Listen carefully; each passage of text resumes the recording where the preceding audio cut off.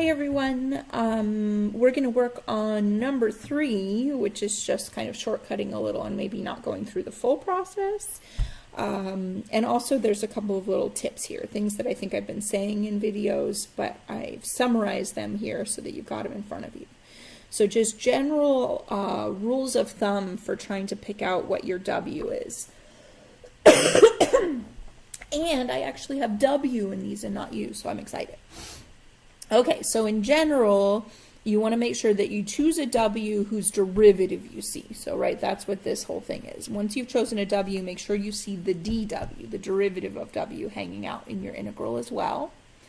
Also be looking for where the composition is actually happening and make sure that you're picking out the inner function for the composition. Let me read my own caution. Yeah, so really, really important that you write your dx, your dw, your dt, whatever it is, write it in every single step. That is always important to me.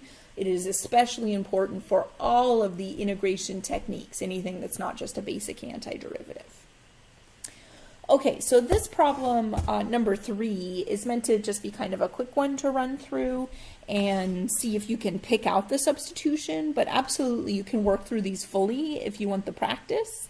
And if you want to check your answers, just run to Wolfram Alpha and type in integrate and then exactly what you see here. So you can type in the parentheses and then square root. I think you just use the word root. So root x plus 7, close parentheses to the 8. And then the little, this guy slashed for divided by root x. So you should be able to always double check values of integrals. In fact, if I'm ever in doubt of one of my answers, the first thing I do is just run to Wolfram Alpha and plug it in and see if it comes out to what I think it should come out to. Okay, lots of rambling. So again, just more practice on picking out your W's. Okay, so I see a couple of candidates here. Fractions can be tricky. One thing I see is that I have a square root x in the bottom of a fraction. Anytime something's in the bottom of the fraction, it's potentially something you could think about as being composed with the 1 over x function. So this guy has potential. The derivative of square root of x is a 1 over 2 root x. So my concern with choosing that as my W is that I don't see a 1 over 2 root x or a 1 over root x to cancel it with.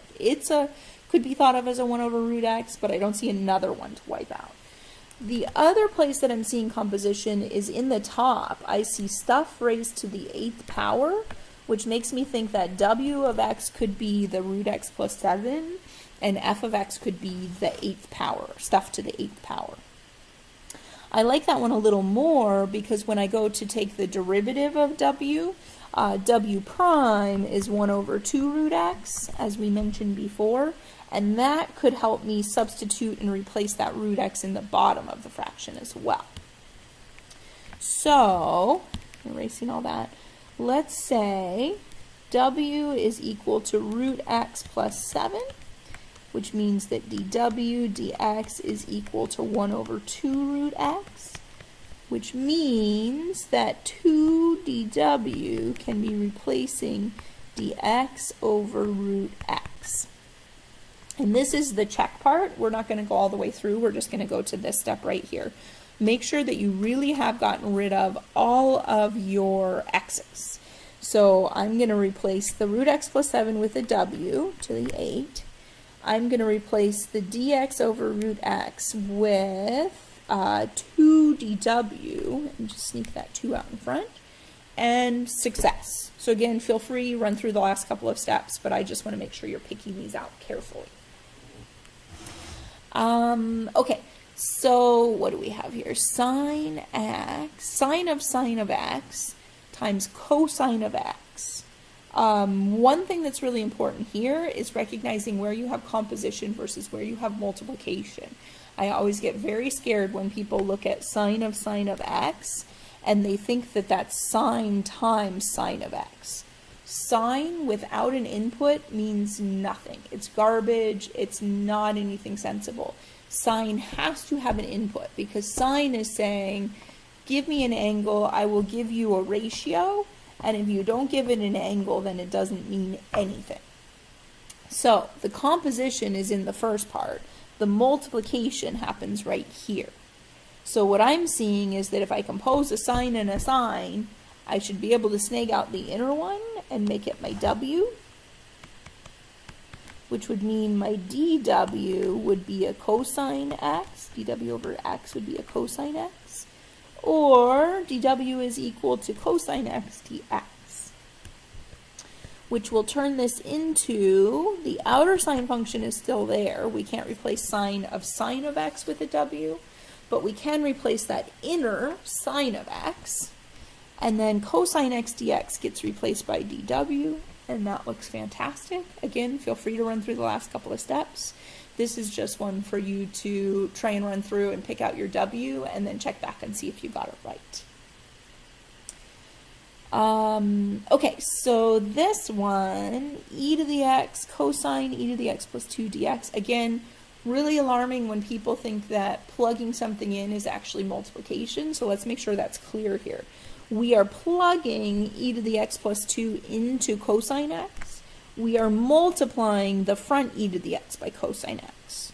So I'm thinking that my composition is inner function e to the x plus 2 plugged into outer function cosine x. The derivative of that is e to the x, which means I can replace e to the x dx with dw, so that's going to take out both of those two really nicely and turn this into cosine of w dw. Okay, this one is another one. Fractions get tricky for people.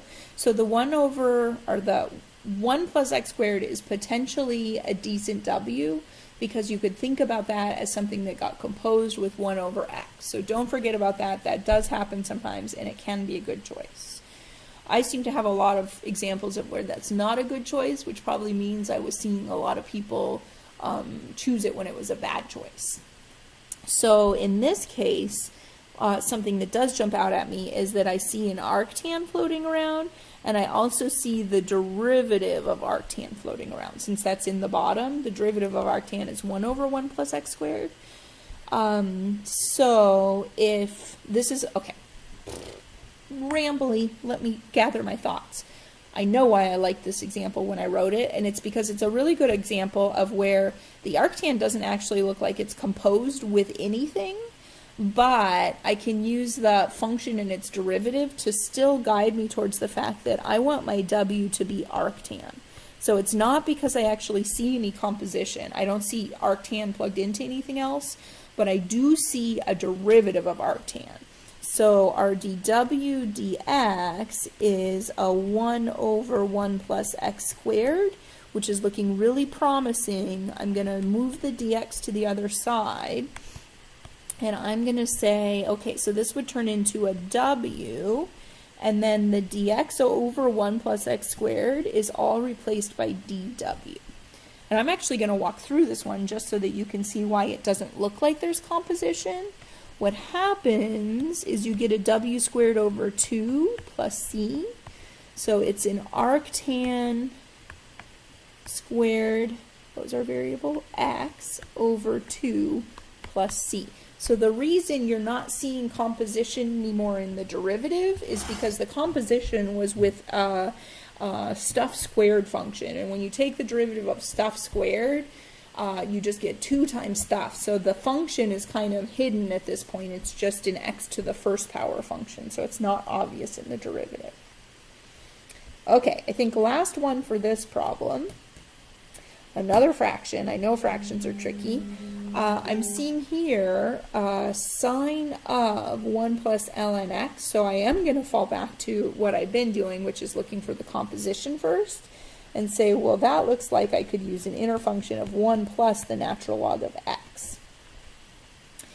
And if I do that, then my dw dx, the derivative of 1 is 0, but the derivative of natural x is 1 over x. So I get that dw is equal to dx over x.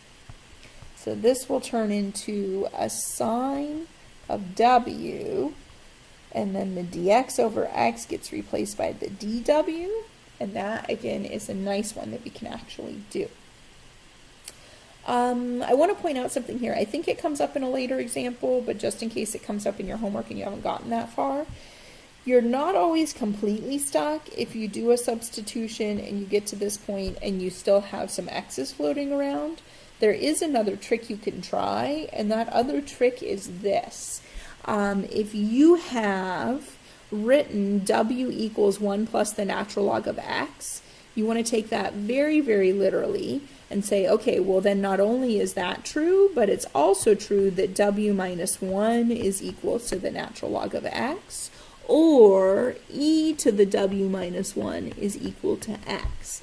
And sometimes, like this one for example, if you have an x left over and you replace it by an e to the w minus 1, sometimes that's helpful. It wouldn't be helpful here, we don't need it, but just to point out that once you've made that original statement, so like right here is another example here. Let me pick a color if I can see where this is.